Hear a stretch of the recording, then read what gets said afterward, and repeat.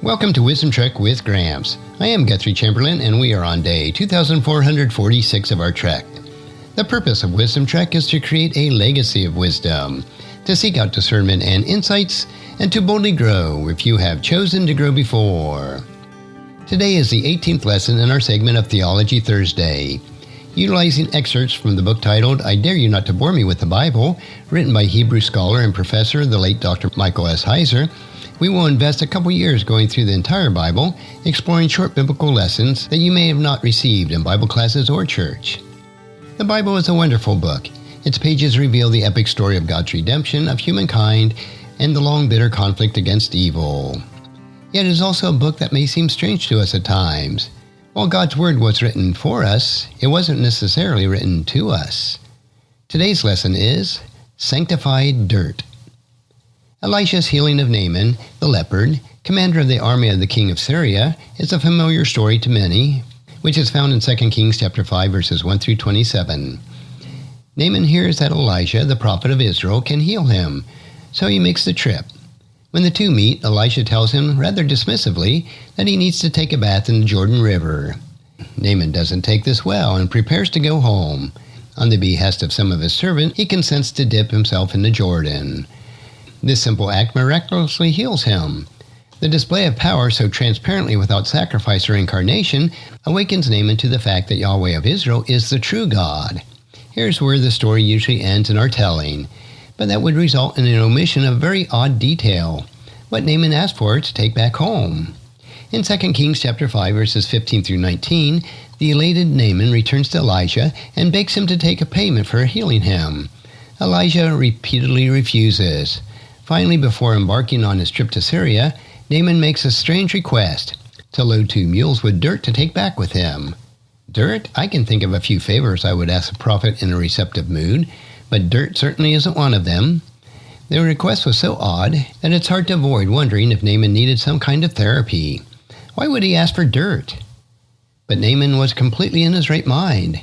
In 2 Kings chapter 5, verse 17, Naaman follows the request up with an explanation.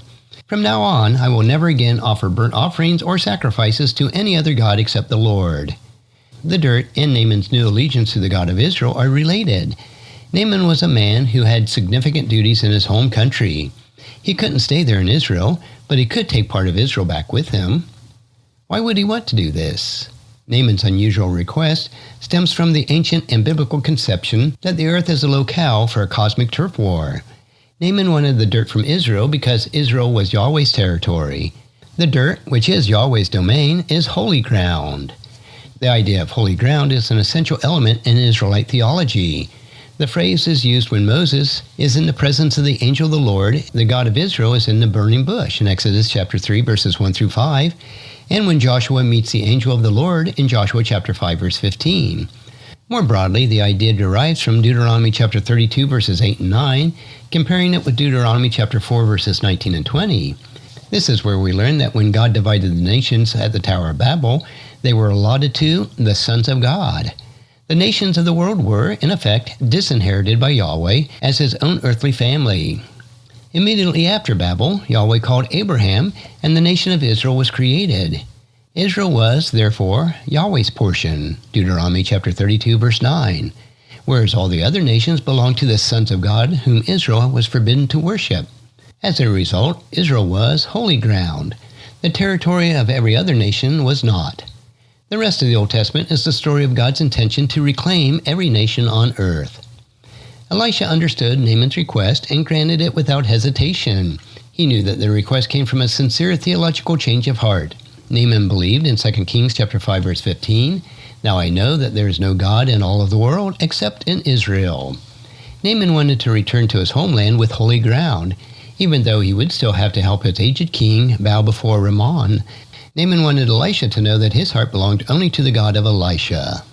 The lessons that make up Theology Thursday on our Wisdom Trek podcast for the next couple of years will satisfy the statement, I dare you not to bore me with the Bible. I trust that you'll enjoy them, and of course, not be bored.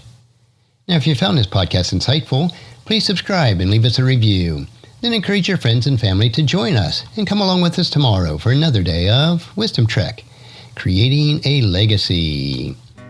Thank you so much for allowing me to be your guide, your mentor, and most importantly, I am your friend as I serve you through the Wisdom Trek podcast and journal.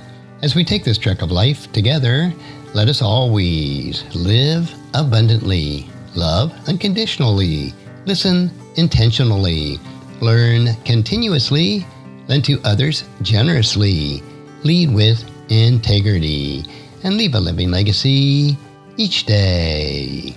I am Guthrie Chamberlain, reminding you to keep moving forward, enjoy your journey, and create a great day every day. See you next time for more daily wisdom.